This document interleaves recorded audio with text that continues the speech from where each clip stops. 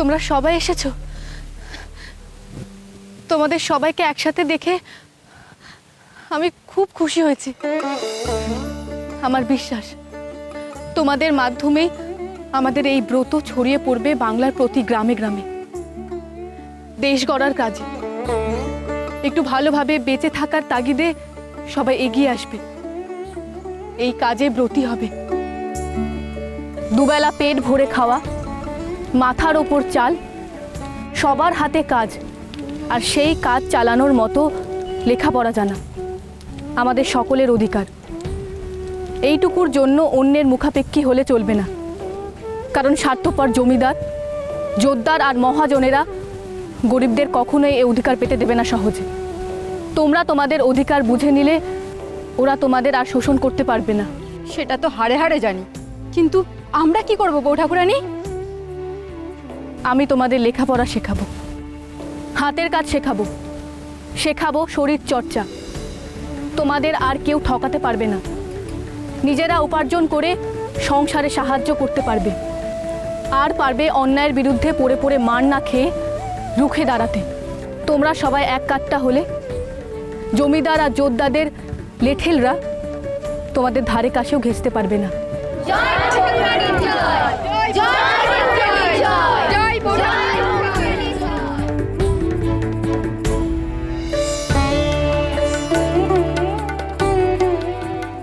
আজ তাহলে আত্মরক্ষার পাঠ দিয়ে শুরু করি। সবাই লাঠি ধরো।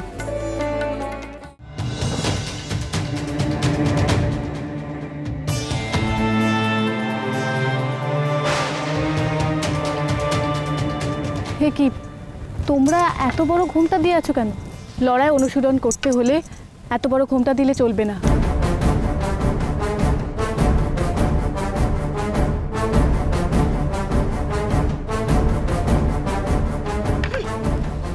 বাহ, তোমরা তো খুব ভালো লাঠি ধরতে জানো।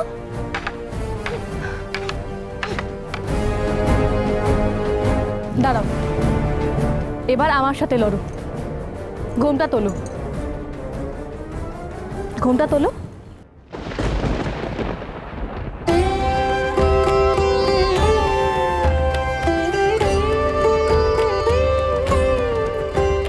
তোমরা? হ্যাঁ, আমরা এসেছি, আমরা তোমাকে সাহায্য করতে এসেছি। এসো।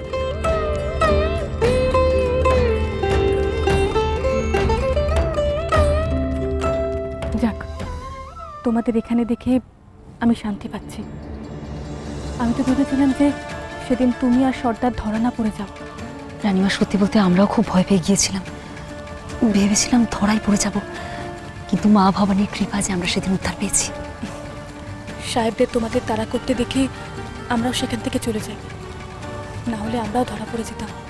বাবা ঠাকুরের সাথে তো তোমরা সেদিন দেখা করতে পারোনি। না, তা পারিনি।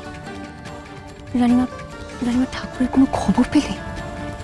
শুধু এটুকু জানি, কলকাতায় বিচার শুরু হবে বাবা ঠাকুরের।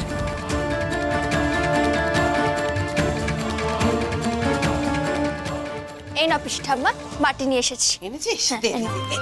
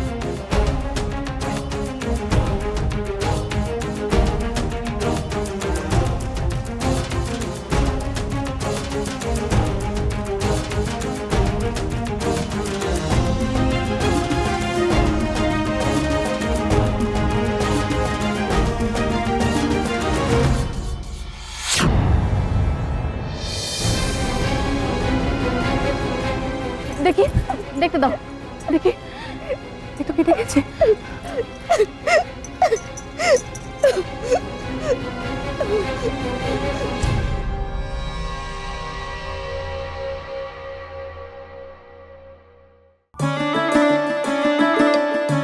বাবা, হ্যাঁ রে, ও দিদি ভাই কেমন হলো বল দেখিনি উনুনটা? খুব সুন্দর, তুমি খুব সুন্দর সাজিয়েছো। সত্যি পিসি ঠাম্মা, এই উনুনটাকে দেখে একেবারে মনে হচ্ছে না যে উনুনটা ভাঙা ছিল।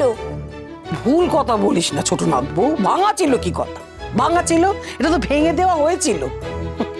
না হলে আমার বড় নাথ বউ উনুন নিকিয়ে টিকিয়ে সবকিছু ঠিক করে বেরিয়ে চলে গেল আর উনুনটা থপ করে ভেঙে গেল, হয় কখনো? ঠিকই তো, তবে এই কাজটা কার সেটা বুঝতে।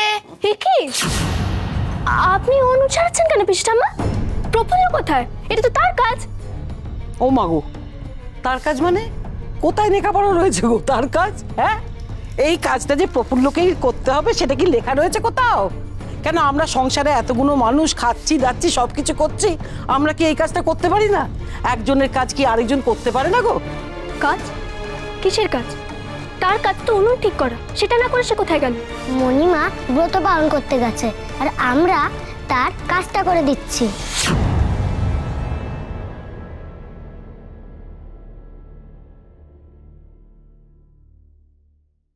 প্রফুল্ল সে গেল আর আপনারা তাকে। তাতে দোষের কি মেজদি?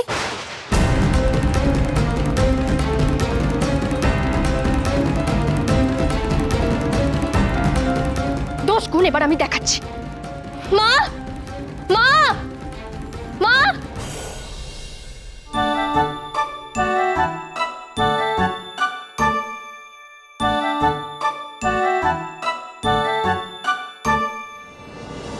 দেখি, দেখো, এই তো হয়ে গেছে। আমি আমি আজকে আর পারবো না বউটা ঘুরে, আমি পারবো না আজকে আর।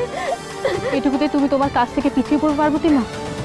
আজকে যদি আনাজ কাটতে গিয়ে তোমার হাত কাটতো তাহলে কি তুমি আজ রান্না করতে না? পার্বতীকে কি উপসেই রাখতে? বলো। আপনি আমার মেয়েকে চেনেন, আমাকেও চেনেন, নিজের পরিবারের লোককে চিনব না?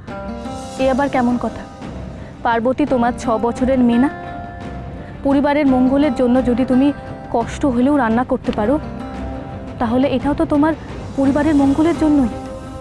তাহলে তুমি কেন পারবে না?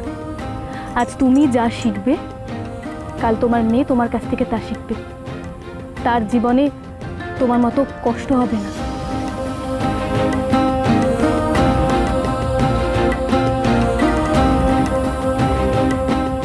আমাদের অক্ষর জ্ঞান হয়েছে গো বউ ঠাকুরানী, তুমি দেখো আমরা ঠিক পারবো। বড় বৌমা যদি আবার ব্রত পালন করতে শুরু করে তাহলে গ্রামে নতুন করে একটা অশান্তির সৃষ্টি হবে। আগে গিয়ে বড় বৌমার এই ব্রত পালন বন্ধের ব্যবস্থা করুন। বাবা ঠাকুর, আমি আমার কাজ শুরু করে দিয়েছি।